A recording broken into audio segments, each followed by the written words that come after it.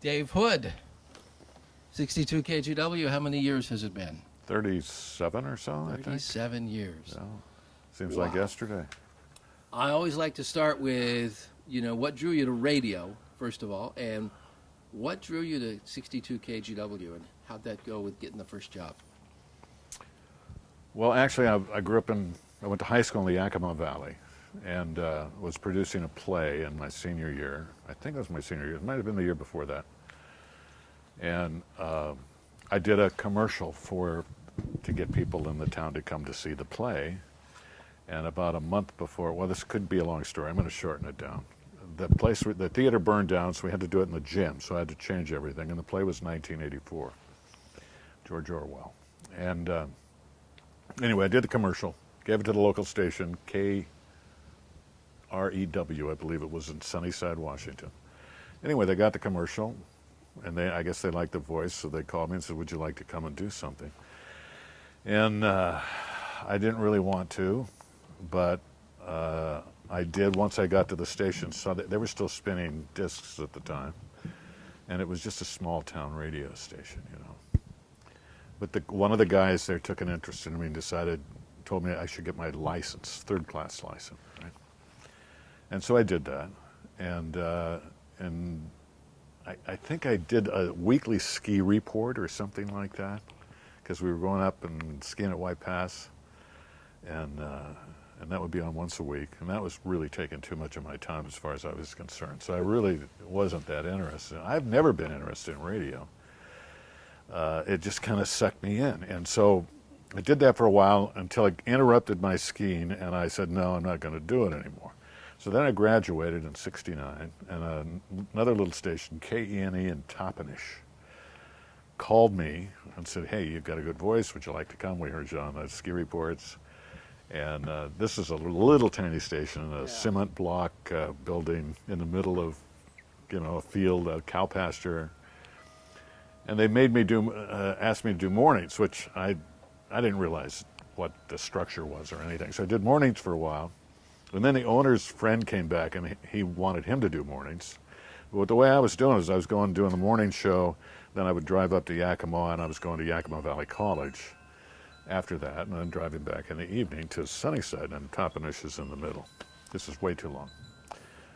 But bottom line was I worked there until he switched me off the morning show. And I said, nah, it's not worth it. It's not worth it to change my schedule. So I quit. And then, like 2 weeks later, KMWX in Yakima, which was part of the KIMA TV station. And they used to be KIMA radio, but they changed one. I don't know how that happened, but they called me and took me to lunch. And this is a big deal, Somebody's taking you to lunch. And I'm like, just graduated from school, I think. From high school, and they said, we'd like you to do evenings. And I said, well, what do you want me to do? And he says, well, we're middle of the road during the day, but in the evening we want to do rock and roll, top 40, and we want you to do it. And I figured, wow, Yakima, that's a big city. And I'll have that whole thing. I'll be the only rock and roll thing going there. So yeah, I said, yeah. So all of a sudden, I wasn't making much, but to me it was a lot then. I got a car. I already had a car, but I got a fancier car. And I was doing every night until midnight, I think. And then Vietnam was going on, and I almost got drafted, and that's a whole nother story. But so I ended up quitting that job to go serve for a little while until I was able to get out. And then when I got back, the job was not there, and somehow KREM, the King Station in Spokane, had an air check, and I don't know if I sent it to him or if I think I probably sent it in that case because I was, wanted to get back into radio after I was kind of hooked a little bit. And I went up and I did mornings there, and we kind of did a kind of a talk show mixed with music in the morning. So I'd play some music, take a few calls, and it was during the big Nixon problem. And it was also the World's Fair. And so I was like doing this morning show, and I wasn't very controversial, I wasn't very political, but somehow it was a problem. So the CIA or the FBI or somebody came up and wanted to interview me, to make sure I was okay. Wow. And that was like, okay, I must be doing something right if I'm pissing them off. Yeah, exactly. And I remember being down at the World's Fair, and there's Tom Brokaw. He was just starting off his career. And Nixon was there, and that's why they were worried about me for some reason. But nothing came of it. And then Nixon resigned, and I think I was only in Spokane maybe 70 through 72. Let's see. I think something like that. Yeah. I don't know when that World's Fair was. It might have been 72. Yeah, I can't remember. Anyway, then I left because Alan Mason called me and wanted me to come to KGW. And I'm thinking, oh my God, this is huge. It doesn't get any bigger than this. KGW? Yeah. And the only other station I even knew that was cool was KJR in Seattle, where I really wanted to work. Yeah. But I never had the opportunity because I got off track. And I wasn't really pursuing any of this. It was just kind of coming, and I think it was The Voice. You came in at 10 to 2 at night shift. Yes. As I remember, yeah. Because I was... Were you already there then? No, I was across the street at KPAM when you first started, and I would get off at 10. I was 6 to 10. Yeah. And so I listened to you on the way home.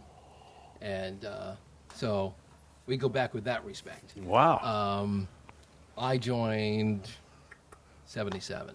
You were there, and I think you were afternoons at that But you were time. already at KPAM in 72. Yeah, I started in KPAM at Christmas of 72, and then... I must have gotten there in 73 then. Yeah, because you were somewhere in there, because there was times Joe Cooper was at 10 to 2 for a while, and then 6 to 10, and I'm trying to put the timeline together with everybody. Okay, you were, which staff were you guys? But we'll get it figured out. Well, anyway, Alan Mason called me, and then I was working 10 to 2, and I was living in Oregon City, and I would do the show, and it was so cool at night because the signal went all the way from Alaska down into Mexico. Yeah.